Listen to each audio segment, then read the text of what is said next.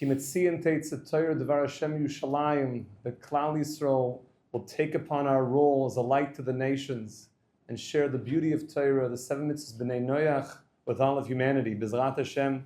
So we're learning about miracles. And we've been speaking about the source of miracles. And we said, where does the source of miracles come from? So we had to explain that the source of miracles, in the olden days, the source of miracles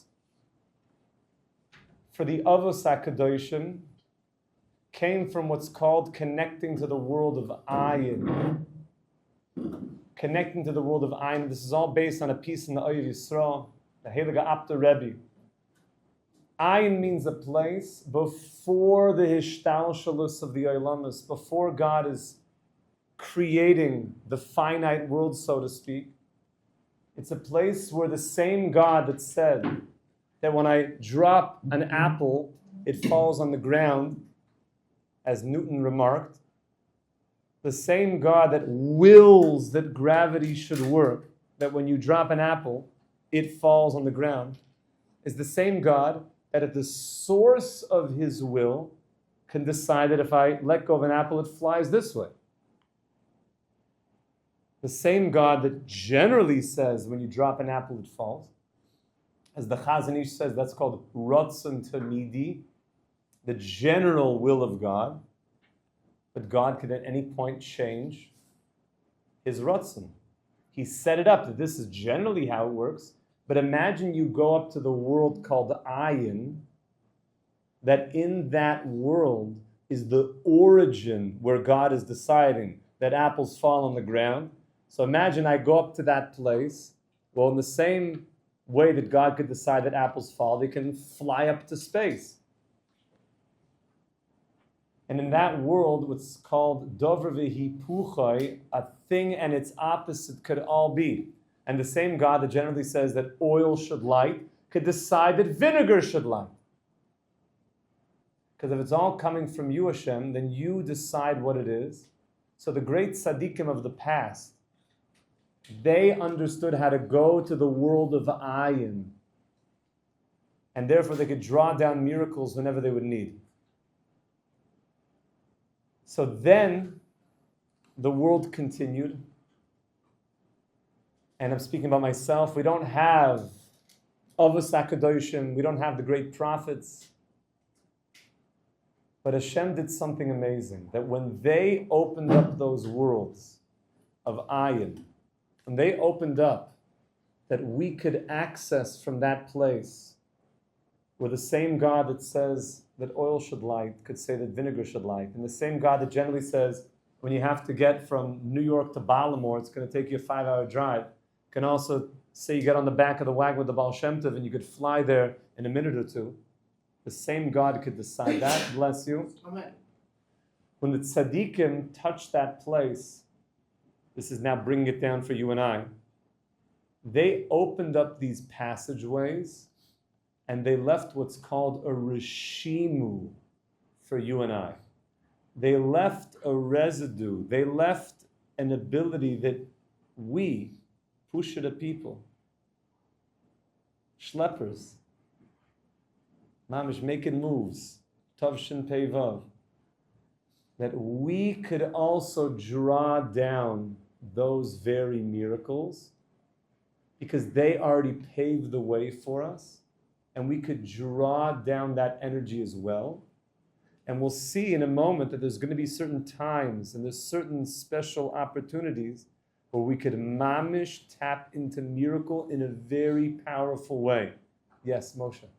Rabbanim like the Baal Shem Tov made and provide the Rishimu for us, or they also used the Rishimu from... Great before? question. You have to speak to big tzaddikim to know the answer to that. Definitely the Avos HaKadoshim, they opened it up. Torah, like you were saying yesterday. But even the Nevi'im, after the Torah was given, They weren't using Rishimu, they were making Rishimu? they were making Rishima because of their Kedusha v'Tahara, because their unbelievable, nifla, wondrous purity. They were able to have that ability to open up those so gates. Rishimu is for the push of the Eade. Yeah, like me. It's like I want the Rishimu. I'm coming here to try to draw down miracle from the world of the Rishimu, because they paved the way. Now, if they paved the way, it means they're trying to get me up to Ayin also. So just to lay this out in a little bit of Kabbalistic language, the world of Ayin has a code word. The code word for Ayin is Keser. Keser. Keser means the crown. And Ayin is known as Keser. What comes from Keser? Chochmah. Chochmah, in a certain way, is like Yesh Me'ayin. Even though in Chochmah, everything is a totally unified point of energy, but compared to Ayin, it's like a Yesh. And from Chochmah to Bina, Chochmah would be an Ayin again, and then compared to Bina would be like a Yesh Me'ayin. And Chochmah Me'ayin Timotze, the Posuk says, that Chochmah comes from Ayin. Yossel. So, Plato, in his Republic, has this character based on his good friend Aristotle. And in the Republic, there are these oracles who are looking around, or there are people who are asking who's the greatest, wisest man alive, who's the wisest person today, and these oracles were like, Aristotle. And, Socrates. And they said it was Socrates. And when they approached Socrates, Socrates says, I'm the wisest man because I know one thing, and that is that I know nothing. So as long as he mamish means that, tachlis hayadiyah shaloi neda, is to know that you don't know. A person could mamish pashut not know. You see a person out there, he's on the beach, like, do you know God? I don't know anything, I know nothing. So he just pashut doesn't know. You got to know that you don't know. This is one of the Baal Shem Tov's great Torahs, that he said that there were two guys standing outside of the palace of the king. And one of the guys is like, you want to come into the palace? We're going to see all the exquisite treasures, the beauty of the palace of the king. It will teach us about the king. And the other guy says, the king? I'll never know the king. The king is so beyond. How could we ever know him? He's so deep. He's so magnanimous. He's so benevolent. He's so profound. The other guy's like, yeah, but, come in. He's like, I'll never know the king. I could never know the king. So one guy actually walks into the palace. He sees all the beauty and the opulence and the sophistication and the artwork of the king and the music of the king. And he sees the antiques, and he sees the everything, the manuscripts of the king. And now he knows so much how he doesn't know the king, because he sees how much deeper the king is. The first guy never went into the palace, doesn't know anything. He pashut doesn't know. So this, that you're telling me that Socrates said, that the one thing I know is I know nothing, as long as he knows that he knows nothing. That he went on a journey to find the king.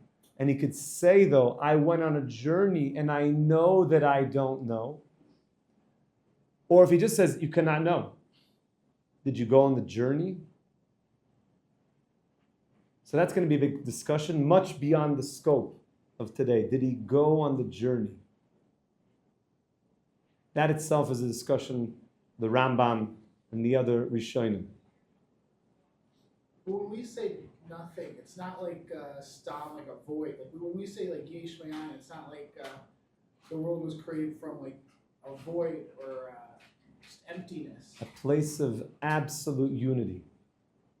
It's ayin. It's absolute life. It's a place that is very sublime. The yesh is once you're getting into a place of tzimtzum, of limitation.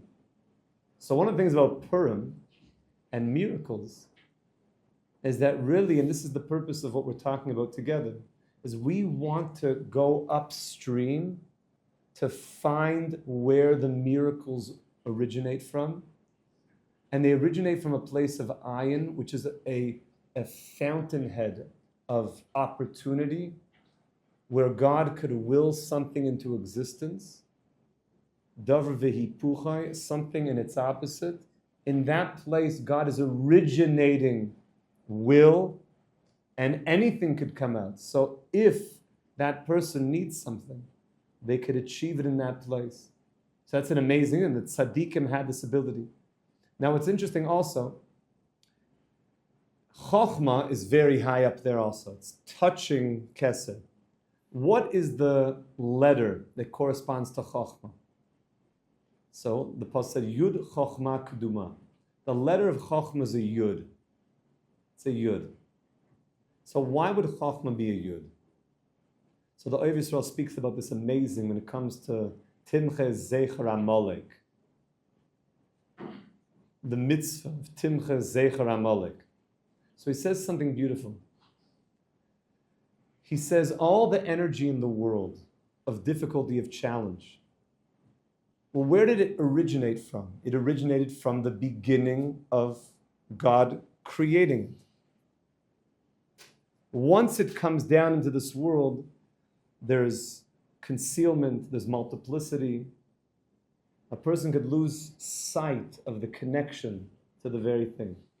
What if I trace the idea back to its origins? So he says something a bit trippy. He says, how do you begin every single letter? You put the kulmus, you put the quill on the parchment, and you start with a dot. That dot is a yud. So I want to start extending the dot. So I extend it, and the first letter that's being drawn is an Ayin. Everything sounds good so far. Next letter, a Mem. Well, that's an Am, that's nice. And then I add a Lamed after that. To be Omal, that's pretty good, to be involved, to poyolois. But then a Kuf gets added to the end. Oivei, not so good. So how do we fix that? So if you could go back upstream to Chochmah, essentially what you're doing is every one of those letters began with a dot on the parchment. If you could take the Kuf and then start reversing it, like a reverse time, and you see a guy jumping into the water, and then like, let's reverse that, and it's jumping out. Let's reverse the letter Kuf, and let's just get that back up to a Yud. Let's go to the Lam. Let's just zoop. Let's just go to the Mem. Let's reverse that to the Yud. So I have 4 Yidden, which is also the 40 Sa, the mikveh. Now I could rewrite any word I want. I could write Yud Kei Vav Kei, for that matter.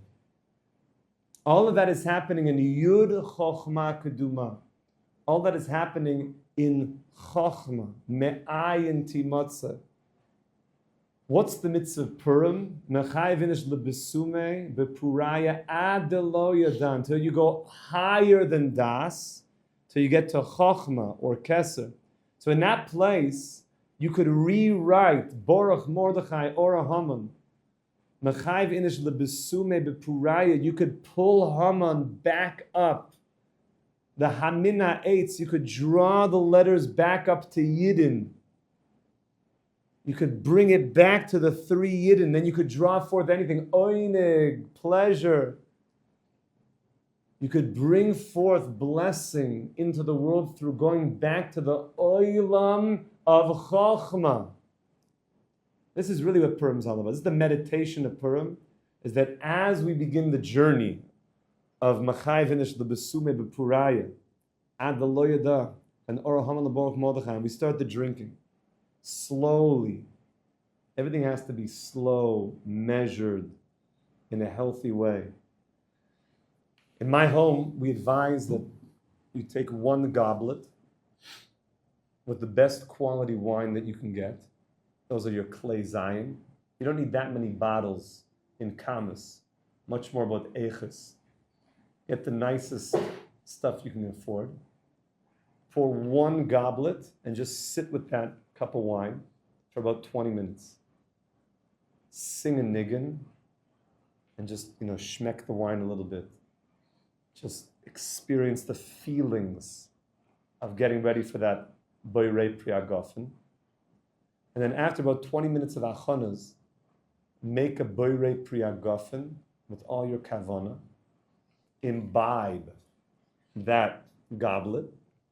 1 cup of very high quality wine, you're very good, Rabbi said. 1 cup of Hyrcanus, 1 cup of Har Meron, 1 cup of all the Gita Zachen, Mamish. 1 cup, just sit with that. Then we'll go back into the niggin for another hour, and we'll just ride that. Another hour, let's get a new goblet, let's fill up another cup. Another niggin, and you start to feel yourself going up. Anybody comes up to you on Purim and takes something and saying, yo man, you want some of this? Starts pouring in some black juice or something. Say, brother, I love you, brother, l'chaim. He probably won't notice whether you take it or not. Just l'chaim, just give him a big hug. Just be careful. The Chida HaKadosh says, it's a bit intense, so be careful because every year somebody dresses up as the Yetzer Hara. So be careful of him. That guy, yo man, you want this stuff? The Yetzer Hara dresses him. Maybe. It's a metaphor. Just be careful. It takes it too far, so it takes the time. And to remember why you're celebrating the There's so much opportunity. There's so much opportunity, and that's exactly why. Next time I'd like to speak about a famous story from the Baal Shem Tov. That a person who literally was about to save humanity, and all the angels in all the upper worlds realized that this person, his prayer was about to literally save humanity. Because the story goes, and I'll only tell you the beginning of it, and I'll save the end. He was going to do a terrible thing, God forbid, to do an avera with a woman of ill repute. And on the way there, he heard a captive screaming, "Let me out." And he felt compassion for that captive. And he went to the guards and he says, "How much is it going to cost to free him?" And they gave an exorbitant number, and he looked and he said, "That's what I have in my pocket." And instead of going to the woman of ill repute, he gave all the money to free this Yidela. And at that point, all of heaven opened up, and all the tzaddikim were informed that if this Yid davens for Mashiach, it will come now. The only problem was, that second, all the prosecuting angels in Shemaim went nuts. And they said, whatever you do, he can't bring Mashiach now. So immediately after that happened, he got an insane desire to become a shikr, a drunk. And he would hit the bottle. And he was hitting the bottle nonstop. That he never had a moment to realize that if he just gave a bracha, it could bring Mashiach. He pashut became a shikr. And I'll save the end of the story. But I'll tell you on Purim, it's the same thing. What we could do on Purim is so amazing. But you have to be careful, because you have to get ad de lo yada, but not such that you forget to daven, or such that you get ad de lo yada and then you daven there. That's the place. But to be able to get there requires a lot of chokhmah, which is much higher than das. It's called das elyon. It's in Keser. So we should be zochar Rabbi Yisai. We're moving up, because that's the place where miracles happen. From Ayin, Chochmah, Ayin, Timatzeh. We should be zochar to all the brachas of the Torah. We should be zochar mamish to grow together, to learn together. We should be zochar mamish to the Chiddush of Rosh Chodesh, Adar, Aleph, Dar. We should be zochar to the Koyach of the Adar Rabba, Adar Ba, to the Adir, B'Maroim, the Kadosh Baruch Hu, the Aleph whose dar b'soichenu alefo shel olam, and to be zoich hamamish to the aleph, the ulpan, to learn aleph bina, to connect ourselves to chochma bina das, and go above that to the world of ayin, to keser, and to have good midos, b'siyata d'shmaya, because once you go to the world of Purim, where the mind leaves and just what's left is the goof, that we retire ourselves, that we have a pure goof, that we have pure bodies. V'chol levavcha b'shnei yitzrecha, we should be zoning to this with the bin beis hamikdash and the shir tzitena b'mhera v'min, amen v'amen. Amen.